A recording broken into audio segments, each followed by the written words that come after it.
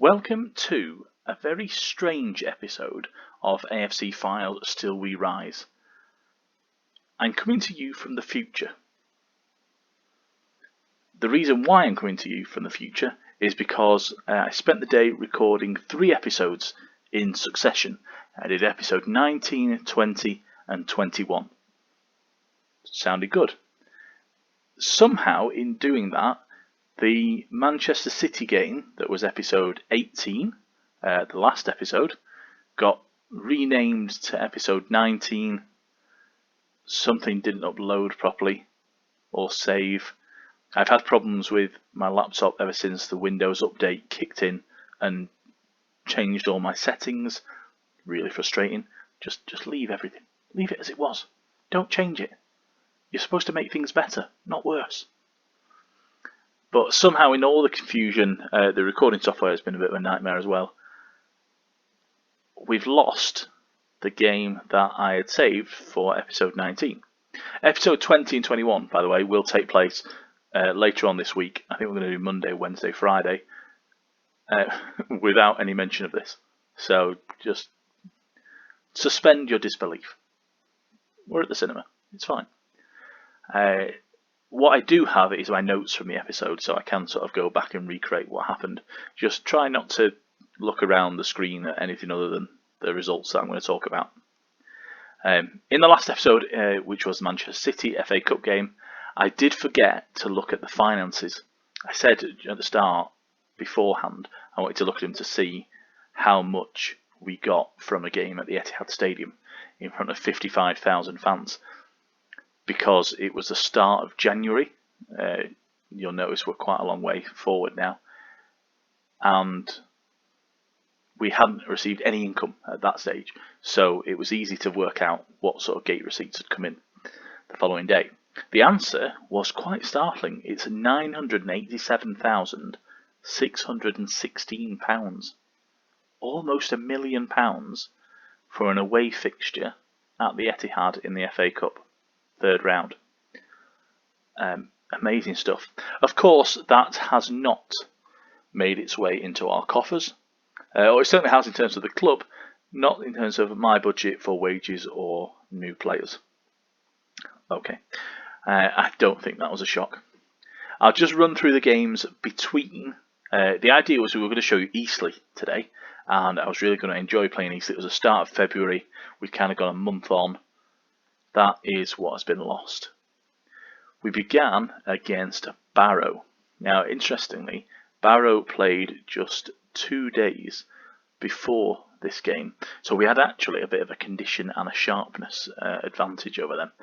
Nick Horton scored from a corner, of course, in a game that, in truth, was devoid of quality.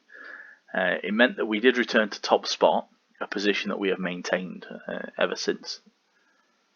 Sutton came in the FA Trophy second round, so we are of course the holders of the FA Trophy here at FYLDE, following last season's win against Leyton Orient at Wembley.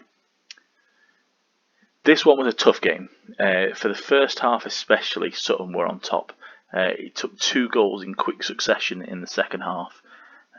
The 74th minute broke Sutton's resistance with Jordan Williams sticking away a penalty, and then Matty Kozolo added the second. We stayed at Mill Farm for the next 2 games actually, the subsequent one being Boreham Wood at home. Now, bottom of the league Boreham Wood.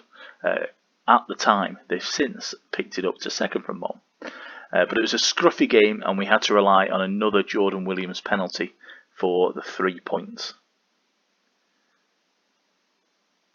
Chesterfield were next up at Mill Farm, and we put them to the sword, really. It was, for the first time since the sort of Notts County game, we really clicked, and scoring goals in both halves is always good. It was a 3rd penalty in as many games, this one put away by Jamie Proctor, and then 2 goals from set pieces, Byrne and Horton. Kozolo added 1, the classic left winger crosses, right winger gets his head on it goal. Ollie O'Dwyer got 1 back for Chesterfield. At this point, there were problems with Jamie Proctor, our own lone striker from Rotherham. He got himself injured with sprained ankle ligaments that meant he was probably going to be out for, I think, about 6 weeks at the time. We then had a rematch with Sutton down at Gander Green Lane, one of my favourite names for a ground in the league. Mark Yates hit an absolute banger from outside the area before Mason James Thomas equalised. We were also fined for, as you can see, 6 yellow cards, although we managed to avoid getting a red, so that was a positive. I believe I was manager of the month in January as well. I've wrote that down. I'm fairly sure that's true. I mean, it should be if not.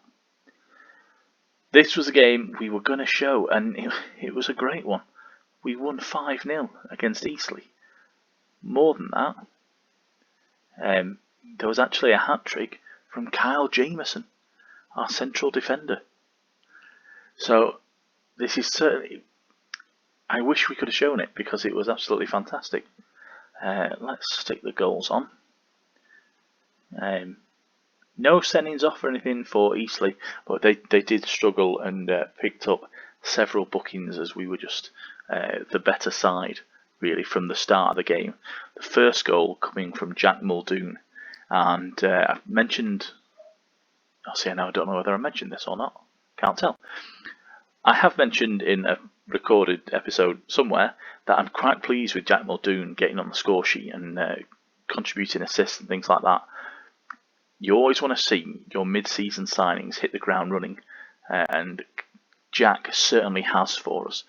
This was the opening goal. Williams with the cross, Muldoon there, second bite of the cherry to stick it away. We then had Montrose out to Whitmore. Whitmore's cross. He was playing right back actually in this game, Whitmore, and it's there you go across the pitch. Headed goal at a corner, obviously. Another one. That time a volley from Jameson, and then he got the opportunity to score his hat-trick due to the fact that he was on 2 goals already and didn't let us down. So that is where we ended up. I'm trying not to show any further results because, as you can see, we have sort of progressed quite far down the road.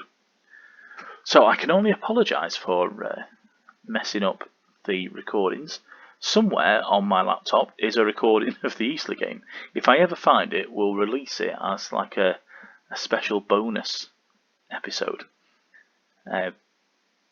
Because I can't for the life of me remember what else I looked at afterwards.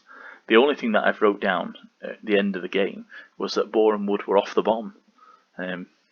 Boreham Wood have been sort of right down in the lower reaches of the National League all season. They managed to get themselves up 1 place at least, and it was Woking that replaced them down there. So the plan for this week is to release episode 20 on Wednesday, episode 21 on Friday, and then from there, probably every other day, we'll start churning out these videos. I'm sort of quite getting into it. It's been a challenge to understand playing the game and speaking at the same time. I don't know if other people who record the game go through the same thing, because when you are playing and you are on your own in your house, flat, school, whatever, you're not talking. You just you might make a comment every now and again when something happens, but you generally it's an internal monologue. So to learn how to speak into this little microphone in front of my face, which is on a headset. The other thing to probably talk about then, while we're here, is the fact that I haven't really gone massive on the software or the equipment. I've got one headset, which is a Cloud Stinger or Stinger, one of the two. I think it's a Stinger. The box is in the kitchen. And I'm actually recording the stuff, the game, on Xbox Game Bar, which was already uploaded onto the laptop.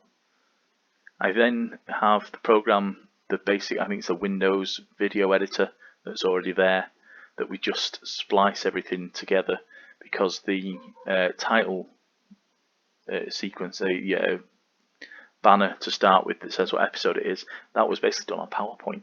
I mean, nothing has been too difficult. And if you're out there listening thinking, wow, I could have a go at this and be better than him, you can in so many ways. Do go for it though. Why not? Get involved. It's great fun, and it also it's given me certainly a fresh impetus on playing Football Manager. I'm a write guy. I write things down. I write a lot of blogs about playing Football Manager, and I'm really enjoying not writing it down and just getting a chance to play the game. Because when you're writing about it and playing it, there is a bit of there's a lag, and there's a delay where you sort of have to go back and forward. Oh, I've got to write about that. I want to say something funny. I want to say something ironic. Whereas when I talk, I can just let it go. So if anybody was like any, I can't say any advice on starting up. I mean, how not to do it might be the way that I come around the wicket. I do know the Custard Prophet. I hope I've said that right. He released a video in the last couple of weeks that gave a lot of good advice to Football Manager YouTubers, certainly prospective Football Manager YouTubers who want to get involved. Some of the advice was really good, like really consider what your save is going to be. So for me, for example, I am the AFC FYLDE assistant researcher for Sports Interactive. So I know AFC FYLDE pretty much in and out, certainly as far as Football Manager is concerned, because I change the data and I review the data constantly. I'm looking at players and then reassigning them scoring, and the attributes that you see in the game are based on my input. Same with the little moves, the traits that they have, their favourite clubs, their previous history. It's all stuff that I've put in there. So AFC FYLDE was obviously the easiest solution to start with. I'm really enjoying it, and I want to take us into the league. I want to see how far we can get. As far as Football Manager 2020 is concerned, this is it for me. I don't envisage any other save taking place, not unless something drastically changes, but I can't imagine it would do. I just want to have a go, see where we can get to with FYLDE before FM21 comes out, at which point I'll sort of conform to what pretty much everybody else does. We'll have a beta save. Obviously, as an assistant researcher, you're involved in testing, so I'll have to be careful about what I can kind of release and what I can't. But the plan will be a beta save, probably one with a bit of money. Let's have a go at transfers, not having to scrounge around for free signings and loan players here at FYLDE. When the chairman, David Haythornthwaite, doesn't release the purse strings after playing Manchester City in the FA Cup. And then following that, I don't know what the big series will be for FM21. I would like to do something with the A-League. I'm involved in a lot of writing, looking at the Australian and New Zealand side of things down there. I'm a really big fan of what they do. So I think, and also MLS as well. I've wrote about Major League Soccer for a while. So I think one save ongoing involving those two leagues only. So start off in the A-League, say, and then see what happens, where we go from there. And then one other big save. I don't know. I think it'll be AFC FYLDE, who will at that point probably be in the National League North. I'm not entirely certain yet, but it's something to be thinking about. So thank you for joining me today. If you've managed to last this long, I can't imagine you would without a game being on. But I thought it was important to address what's gone on. If I can work it out, you'll hear from me again. Otherwise, we'll kick back off Wednesday with episode 20, which is our opportunity to secure the playoffs.